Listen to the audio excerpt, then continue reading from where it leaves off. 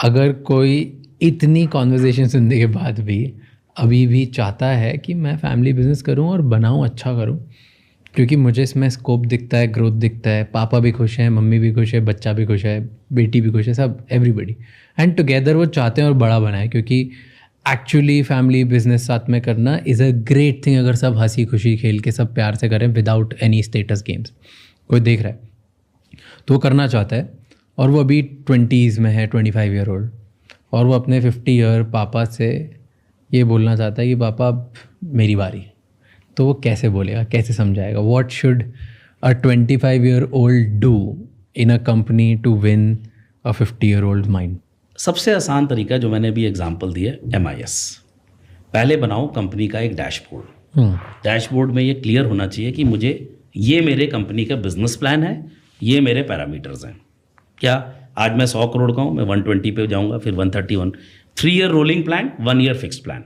जब 1 year fix plan बन गया उसको KPIs में तोड़ दो। Production, quality, CSI, employee satisfaction index, EBITDA, gross margin, productivity, turnover time, ये सारे आपने एग्री कर लिए। फिर उसके आगे जो मैं कई बिजनेस ओनर्स को बताता हूँ, जो एग्जैक्ट आप बता रहे हो, 2 कॉलम खींचो और एक कॉलम में एक ही चीज़ टिक होगी, पापा ये आपकी जिम्मेवारी, ये मेरी। मुश्किल है बट इम्पॉसिबल नहीं है कि पापा एक काम करते हैं, आप ये चीज़ें बहुत अच्छी करते हो, मैन्युफैक्चरिंग में मेरे को आता नहीं है, तो मैन्युफैक्चरिंग आप देखोगे, सेल्स में ये चीज़ मैं देखूंगा। पहले तो 2 रिस्पॉन्सिबिलिटी मैट्रिक्स क्लियरली डिवाइड कर लो, ठीक है? This is the first point. So business plan, KPIs, responsibility matrix.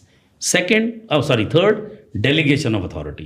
पापा मैं कितने तक खर्चा कर सकता हूं, जो मैंने बोला CEO का, कि ये अगर बजट एक बार अप्रूव हो गया, OPEX and capex budget approve हो गया, ये इतनी कैपेक्स करें, इतनी OPEX, मेरी पावर कितनी है, कौन सी चीज़ मैं आपसे पूछे बिना करूं, कौन सी चीज़ मैं आपसे सलाह कुछ नहीं होती। एक तो ये सबसे बड़ी प्रॉब्लम है, बात कर लेंगे, डिस्कस कर लेंगे, नहीं, वो आप अप्रूवल दे रहे हो। पापा वो डिस्कस नहीं है, वो आपका अप्रूवल है, वो आपकी पावर है, कोई डिस्कस नहीं है, ये मैं फिर बिना पूछे करूँगा। ये अगर कर लेते हो आप starting point, I think you should run with this for 6 months to 1 year. I think this is the starting point, and then of course there are many other things. Then you can have a dashboard, then you can have governance mechanism, how to conduct board meetings, how to do business reviews. There are well established ways which you are also teaching in this program. But यहाँ से तो शुरू करो कि वो जो 100 चीज़ें पापा 50 की 50 पापा के आगे हैं, 5 तो लो, वहाँ से मिटाओ रबर लेके और यहाँ टिक लगाओ और देखो वो आपको करने दे रहे हैं कि नहीं। फिर आप बोल सकते हो पापा ये तो मेरी पावर थी ना, और इतना पैसे दे रहे थे आपने ये करने के लिए, तो यहाँ मत कुछ करने दो। That's the starting point, because you have to get the signal in your father's brain कि यार अब ये 5 चीज़ों से मैं अपना मन हटा सकता हूँ।